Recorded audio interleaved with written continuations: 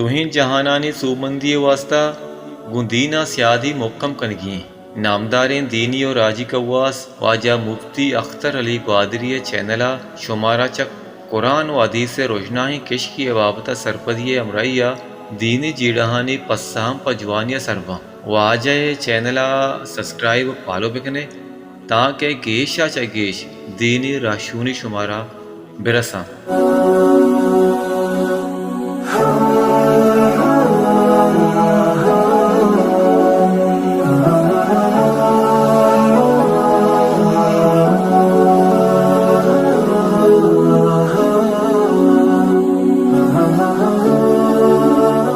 رسول اکرم صلی اللہ علیہ وسلم ایک حدیث میں ارشاد فرماتے ہیں لیس الواصل بالمکافی، کہ یہ جو ادلا بدلا ہے کہ میرے ساتھ جو اچھا رویہ اختیار کرے گا میں اس کے ساتھ اچھا رویہ اختیار کروں گا، یہ صلہ رحمی نہیں ہے۔ لیس الواصل بالمکافی، یہ صلہ رحمی نہیں ہے۔ ولکن الواصل، صلہ رحمی جوڑنے والا شخص کون ہے؟ رشتوں کو، تعلقات کو جوڑنے والا وہ شخص ہے کہ جب اس کے ساتھ کوئی برا کرے، اذا قطعت، اس کے ساتھ تعلق کو توڑنا چاہے پھر بھی اس کے ساتھ صلہ رحمی کرے، تو در حقیقتاً رسول اکرم صلی اللہ علیہ وسلم فرماتے ہیں کہ یہی شخص ہے جو صلہ رحمی کرنے والا ہے۔ اور صلہ رحمی کے لیے میرے محترم بھائیوں اور دوستوں، حتیٰ کہ اگر آپ کے عزیز و اقارب، آپ کے رشتہ دار مسلمان نہیں ہیں، ان کے ساتھ بھی اللہ اور رسول کا حکم یہ ہے کہ آپ ان کے ساتھ اچھا رویہ اختیار کریں۔ حضرت سعد ابن ابی وقاص رضی اللہ تعالیٰ عنہ مشہور صحابی ہیں، جب انہوں نے اسلام قبول کیا تو ان کی والدہ ان کے اسلام لانے کی وجہ سے ان سے ناراض ہو گئی اور ان سے بات چیت کرنا چھوڑ دی۔ یہ پریشان ہوئے، رسول اکرم صلی اللہ علیہ وسلم کی خدمت میں تشریف لائے اور کہا اے اللہ کے رسول، میری والدہ میرے اسلام لانے کی وجہ سے مجھ سے ناراض ہیں، اب میں ان کے ساتھ کیا برتاؤ کروں؟ رسول اکرم صلی اللہ علیہ وسلم نے ارشاد فرمایا پھر بھی آپ ان کے ساتھ بہترین برتاؤ کریں، حتیٰ کہ انہوں نے پھر یہ نظر اور منت مان لی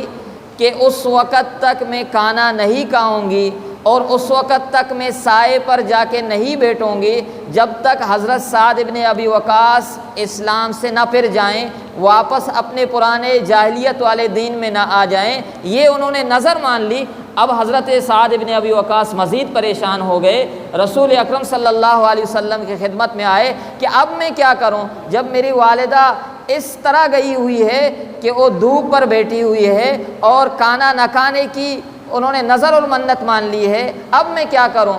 تو اس پر اللہ تبارک و تعالیٰ کی طرف سے آیتیں نازل ہوئی،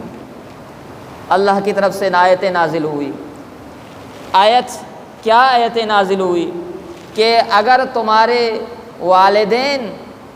تم سے یہ کہیں کہ اللہ کے علاوہ کسی کے ساتھ شریک مانو فلا تطعہما، اس بات میں ان کی اطاعت نہ کرو، یعنی کفر میں جانے،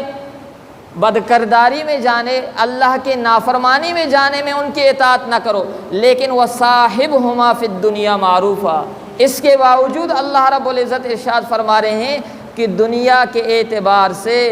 دنیاوی معاملات میں، دنیا میں ان کے ساتھ تعاون کے اعتبار سے پھر بھی آپ اچھے طریقے سے ان کے ساتھ پیش آ جائیں۔ حضرت اسماء بنت ابی بکر رضی اللہ تعالیٰ عنہ، جو حضرت ابوبکر صدیق رضی اللہ تعالیٰ عنہ کی بیٹی ہیں، ایک مرتبہ رسول اکرم صلی اللہ علیہ وسلم کی خدمت میں تشریف لائی اور کہا کہ اے اللہ کے رسول، میری والدہ مشرکہ ہیں، ابھی تک وہ اسلام میں نہیں آئی تھی، کہا کبھی کبھی میرے گھر آ جاتی ہیں اور ان کے ہاں یہ تمنا ہے اور اسی تمنا میں میرے پاس آ جاتی ہیں کہ شاید میں ان کے ساتھ کچھ تعاون کروں۔ والدہ ہے نا، اگرچہ وہ اپنے سابقہ دین میں ہے لیکن بیٹی کے پاس جب چل کر آتی ہے تو ان کے دل میں یہ خواہش ہے کہ میں جب بیٹی کے گھر جاؤں تو بیٹی میرے ساتھ کوئی تعاون کرے، مجھے ہدیہ کوئی دے یا کچھ تعاون کرے۔ تو اب حضرت اسماء پریشان ہیں کہ میں تو مسلمان اور میری والدہ مشرکہ، اب وہ میرے گھر جب آ جاتی ہیں تو ان کے ساتھ کیا برتاؤ اختیار کروں؟ تو رسول اکرم صلی اللہ علیہ وسلم کی خدمت میں جب انہوں نے یہ بات عرض کی تو رسول اکرم صلی اللہ علیہ وسلم نے ارشاد فرمایا کہ آپ ان کے ساتھ بہترین رویہ اختیار کریں۔ اگر آپ کے وہ صلہ رحمی کا محتاج ہے، آپ کے تحفے اور آپ کے داد و دہش کا وہ محتاج ہے تو آپ اس کو دے دیا کریں۔ اسرائیل جو ہے اس میں 2 بندوں کا میں واقعہ پڑھ رہا تھا، ان میں سے ایک نوجوان تھے اور ایک عمر رسیدہ بوڑھے۔ انہوں نے آپس میں یہ طے کیا تھا کہ ایک کھیت ہے اس پر کام کریں گے، کھیت میں جو غلہ آئے گا دونوں برابر برابر تقسیم کریں۔ جب کھیت کٹی اور پھر غلہ جب تیار ہوا ایک جگہ تو اب دونوں نے یہ مشورہ کیا کہ ایسا کرتے ہیں کہ ایک اپنے حصے کا گھر لے کر جائے، دوسرا جب واپس آ جائے تو دوسرا شخص اپنے حصے کو گھر لے کر جائے تاکہ یہ بھی محفوظ ہو جائے اور دوسرا اپنے حصے کو گھر تک چھوڑ کر آ جائے۔ تو انہوں نے کیا کیا، رات کے وقت تقسیم کا وقت، تو جب نوجوان اپنے حصے کا کچھ لے کر گھر کی طرف چلا گیا تو بوڑھے نے ذہن میں یہ سوچا، عمر رسیدہ نے ذہن میں یہ سوچا کہ میں تو اب اپنے خاندان میں بوڑھا ہو چکا ہوں، اب میرے دن گزرے ہیں، اگر میں اپنے حصے سے کچھ اس نوجوان کو دوں، اس کی ابھی عمر پڑی ہے، اس کی ابھی بڑی عمر پڑی ہے، اس کو ضرورت ہوگی، اس کے اولاد کو ضرورت ہوگی، تو شاید اس کی ضرورت کو کچھ نہ کچھ میں پورا کر سکوں گا۔ تو انہوں نے اپنے حصے سے کچھ گندم اس کے حصے سے ملا دیا۔ اب جب نوجوان واپس آیا اور اب بوڑھے کی باری ہوئی کہ یہ اپنے غلے کو لے کر اپنے گھر لے کر جائے، تو اس نے اپنے حصے سے کچھ غلہ جو اٹھا سکتا تھا گھر لے کر گیا۔ نوجوان کے ذہن میں یہ بات آئی۔ اس کو کہتے ہیں میرے محترم بھائیوں اور دوستو، اپنے لوگوں کے ساتھ تعاون کا مادہ، اپنے لوگوں کے ساتھ جو ہے مدد کا طریقہ کار کہ وہ نہ دیکھ رہا ہو، اس کے ذہن میں یہ بات بھی نہ ہو کہ اس نے میرے ساتھ تعاون کی ہے، لیکن اللہ رب العزت کی خاطر چونکہ یہ میرا شریک ہے، میرا رشتہ دار ہے، اس کے ساتھ تعاون کی اللہ اور اللہ کے رسول صلی اللہ علیہ وسلم نے حکم دی ہے۔ تو نوجوان نے کہا کہ میں تو نوجوان ہوں، کما بھی سکتا ہوں اور بھی جو ہے میرے پاس وسائل ہیں، اب یہ بوڑھا ہو چکا ہے، شاید اس کو زیادہ ضرورت ہوگی۔ اس نے اپنے غلے میں سے کچھ اٹھا کر جو ہے بوڑھے کے حصے میں ڈال دیا۔ روایت میں آتا ہے کہ ساری رات یہ غلہ اٹھا کر گھروں تک لے جاتے رہے، ساری رات گزر گئی، دونوں کے حصے میں کوئی غلے میں کوئی فرق نہیں آیا، کمی نہیں آئی۔ اللہ نے دونوں کے گلوں میں، دونوں کے گلوں کے ڈھیر میں اللہ نے اتنی برکت دی، حتیٰ کہ جب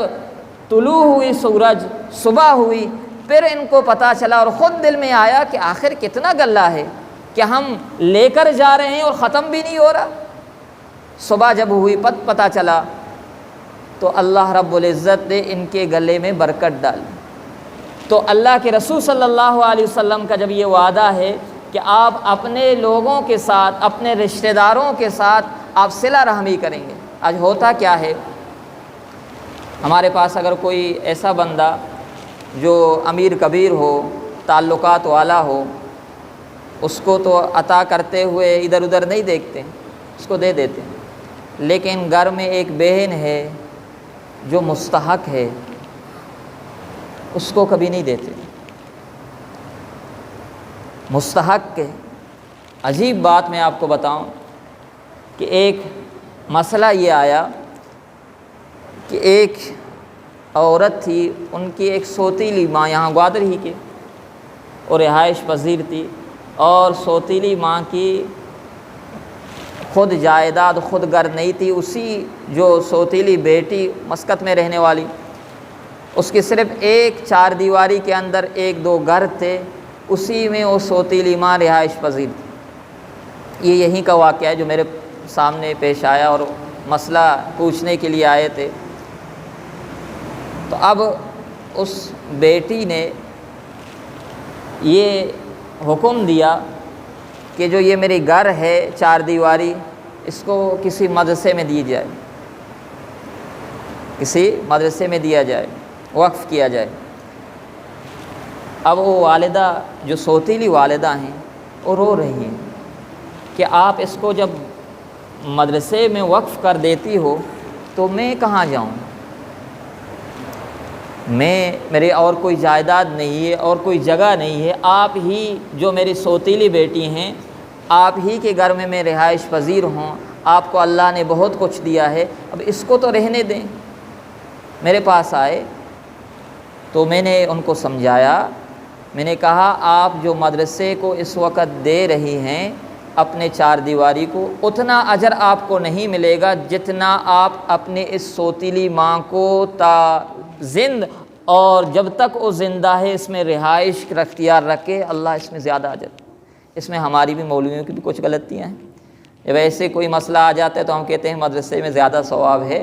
اور اپنے رشتہ داروں کو دینے میں زیادہ ثواب نہیں میرے محترم بھائی اور دوستوں، ہاں دیں آپ، جتنے بھی جو ہے جگہیں ہیں جہاں اللہ نے خرچ کرنے کا حکم دیا ہے آپ خرچ کریں، لیکن سب سے پہلا جو ہے رسول اکرم صلی اللہ علیہ وسلم کی تعلیم یہ ہے وابدع بنفسک، اپنے آپ سے شروع کریں، پھر اپنے اہل و عیال سے، اور پھر جتنے آپ کے قریبی رشتہ دار ہیں ان سے آپ شروع کریں۔ حضرت ابو طلحہ رضی اللہ تعالیٰ عنہ جب رسول اکرم صلی اللہ علیہ وسلم کے پاس آئے اور کہا لن تنالوا البر حتی تنفقوا مما تحبون، یہ آیت جب نازل ہوئی رسول اکرم صلی اللہ علیہ وسلم کے پاس آئے، کہا میرے ہاں سب سے بہترین چیز جو ہے وہ بے روحا ایک باغ ہے جو بالکل مسجد نبوی کے سامنے ہے، اور اس کی پانی جو ہے بہت میٹھا تھا، رسول اکرم صلی اللہ علیہ وسلم کبھی وہاں جایا کرتے تھے، پانی پیا کرتے تھے۔ کہا مجھے سب سے زیادہ یہ چیز پسند ہے اور میں چاہتا ہوں کہ اللہ رب العزت کے راستے میں اس کو میں اللہ کے راستے میں فی سبیل اللہ دے دوں۔ تو اس پر رسول اکرم صلی اللہ علیہ وسلم نے کیا ارشاد فرمایا؟ کہا کہ آپ اپنے رشتہ داروں میں اس کو دے دیں، زیادہ اجر ملے گا، رشتہ داروں میں دے دیں آپ کو زیادہ اجر ملے گا۔ رسول اکرم صلی اللہ علیہ وسلم فرماتے ہیں کہ جو شخص اپنے کسی رشتہ دار کے ساتھ حقارت کی وجہ سے، یاد رکھیں اپنے کسی رشتہ دار کے ساتھ حقارت کی وجہ سے میل جول ملنا جلنا بند کرے، اللہ رب العزت قیامت والے دن اس کو اپنی رحمت سے دور کر دیتے ہیں۔